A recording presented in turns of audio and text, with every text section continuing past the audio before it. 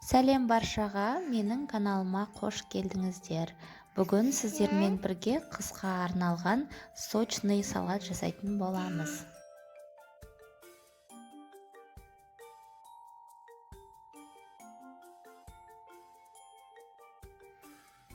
Бізге керекті заттар: сұйық май, жарты литр сұйық май керек. Одан кейін пияз керек, 6 штук. Сәбіз керек, 6 штук. Одан кейін болгарский перец ұзынша етіп турайсыз, майдалап. Және капустаны да майдалап турайсыз. Өзіңіздің қалауыңызға қарай. Және ең соңында томатный сок, яғни помидордың суын құятын боламыз.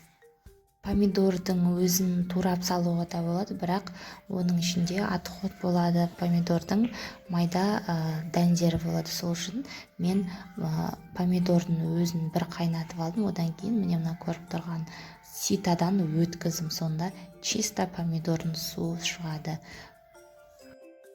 Бірінші этап: қызған майға пиязымызды жақсылап тұрып, араластырып, қуырып аламыз. Қызарғанша қуырамыз.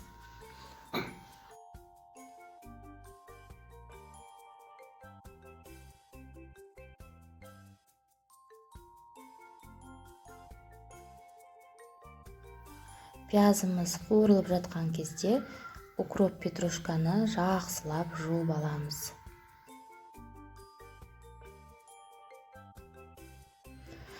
Укропты содаға замочтетіп қойсаңыз, өте сенімдірек, паразиттерден тазалайды. Енді қуырылып болған пиязымызға сәбізді саламыз. Сәбізді де дәл солай солғанша қуырамыз.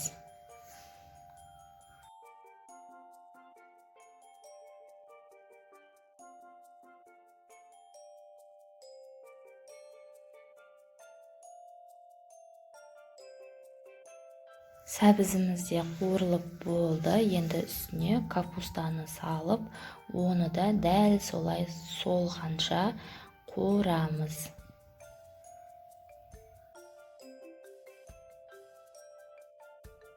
Міне көріп тұрғандарыңыздай капустаның көлемі кішірейді, яғни капустамыз қуырылып солды деген сөз. Суы да шығып жатыр. Одан кейін болгарский перецті саламыз.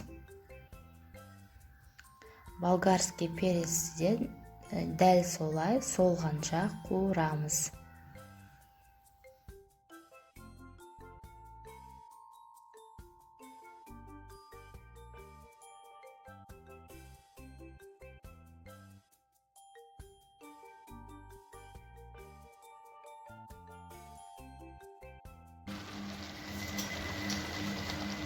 Міне көріп тұрғандарыңыздай салат қуырылды, суы шығып жатыр. Осылай суы шығады, капустаның суы шығып жатыр. Енді соңғы этап қалды.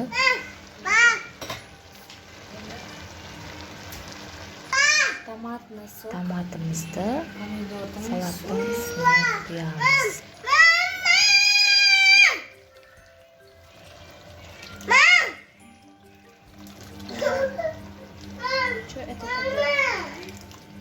Что будем делать?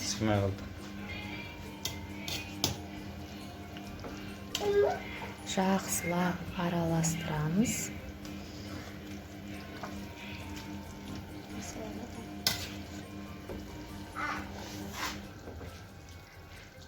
Салат қайнағанша бетін жауып, біраз уақытқа қойып қоямыз. Енді салатымыз бұрқылдап қайнағанша укроп петрушкамызды жақсылап турап аламыз.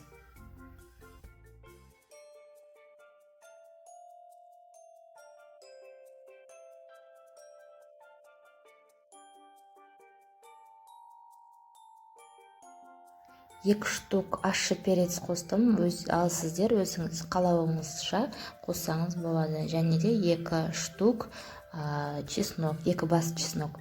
Міне дайын болған салатымызға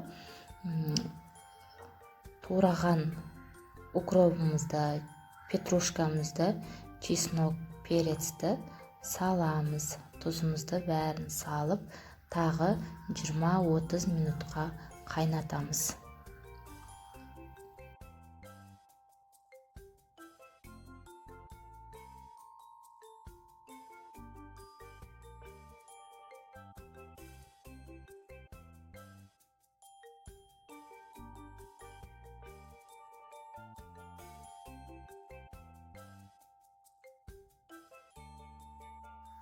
Міне салатымыз дайын. Мен салатты жауып үлгеріп қойдым уже. Видеоға түсіруді ұмытып кетіппін. Міне көріп тұрғандарыңыздай сочный 10 литр салат шықты. Сосын менен сіздерге лайфхак, осы воронканы алып, міндетті түрде алып қойыңыздар. Өйткені өте ыңғайлы, салатты құйып жатқан кезде сіздің банкаңызда былғамайды. Міндетті түрде кухняңызда болған дұрыс. Достар, бұл видео ұнаса, менің каналыма тіркеліп, лайк басып, комментарий жазуды ұмытпаңыз. Ол мен үшін өте маңызды. Келесі жолыққанша сау болыңыздар.